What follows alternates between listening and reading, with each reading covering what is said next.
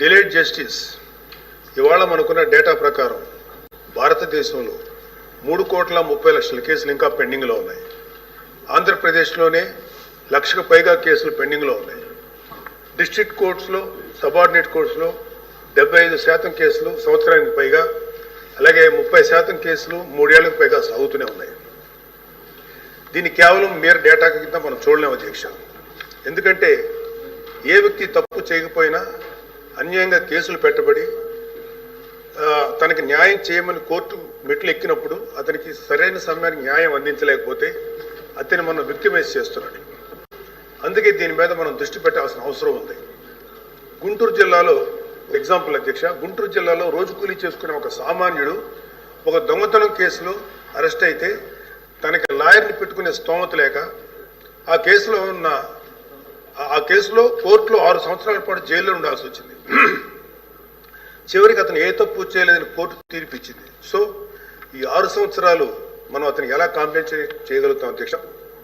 దీనికి తోడు పొలిటికల్ వెండెట్టాతో పెట్టే కేసులు, ఇది కేవలం ఒక పార్టీకి కన్ఫైన్ చేయట్లేదు అధ్యక్ష. రాజకీయ కక్షతో మన జ్యుడిషియల్ సిస్టమ్ని అధికారంలో కొంతమంది వాళ్ళ కన్వీనియన్స్ కోసం వాడుకుంటే లాని వెపనైజ్ చేస్తే చాలామంది నిర్దోషులకి వాళ్ళ కెరీర్లో ఒక బ్లాక్ మార్క్గా మిగిలిపోతుంది.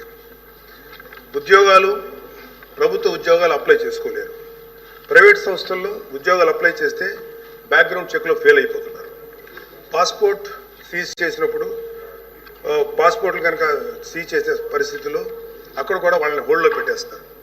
అలాగే సీజ్ అయిన పాస్పోర్ట్ ల్యాప్స్ అయ్యి విదేశాల్లోకి వెళ్లాల్సిన వాళ్ళు కానీ, వాళ్ళ తల్లిదండ్రులని, వాళ్ళ పెద్దవాళ్ళని కొన్ని ట్రీట్మెంట్స్ కోసం విదేశాలు తీసుకెళ్లవలసిన వాళ్ళు కానీ వాళ్ళ పాస్పోర్ట్ సీజ్ చేయడం వల్ల చాలా ఇబ్బందులు పడుతున్నారు అధ్యక్ష. వీళ్ళకి జరిగే నష్టాన్ని మనం కాంపెన్సేట్ చేయలేం.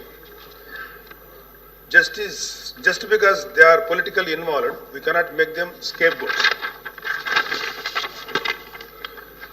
ఇలాంటి ఫ్యాబ్రికేటెడ్ కేసుల వల్ల చాలా సమస్యలు ఉన్నాయి అధ్యక్ష. ఇలాంటి ఫ్యాబ్రికేటెడ్ కేసెస్ వల్ల జెన్యూన్గా విచారించాల్సిన కేసెస్కి ప్రయారిటీ ఇవ్వలేము అధ్యక్ష.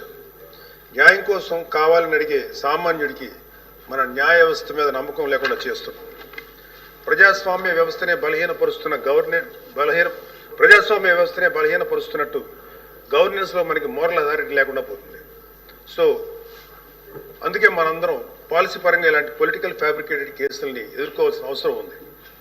ఇలాంటి తప్పుడు కేసులు పెరుగుతూ పోతున్నప్పుడు మనం చూస్తూ కూర్చుంటే మనం కేవలం అమాయకులు పనిష్ చేస్తున్నట్టే కాదు అధ్యక్ష, మన న్యాయ వ్యవస్థ తాలూకు శాంక్టిటీని కూడా డిస్ట్రాయ్ చేస్తున్నట్టు. So we have to take responsibility as lawmakers, leaders and representatives to ensure that justice not delayed, justice not denied and justice misused.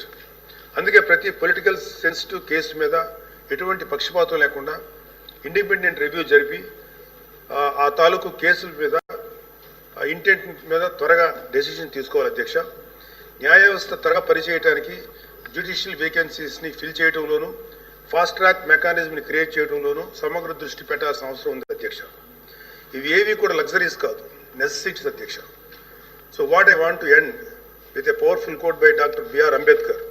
However good a constitution may be, it is sure to turn out bad because those who are called to work it happen to be a bad law.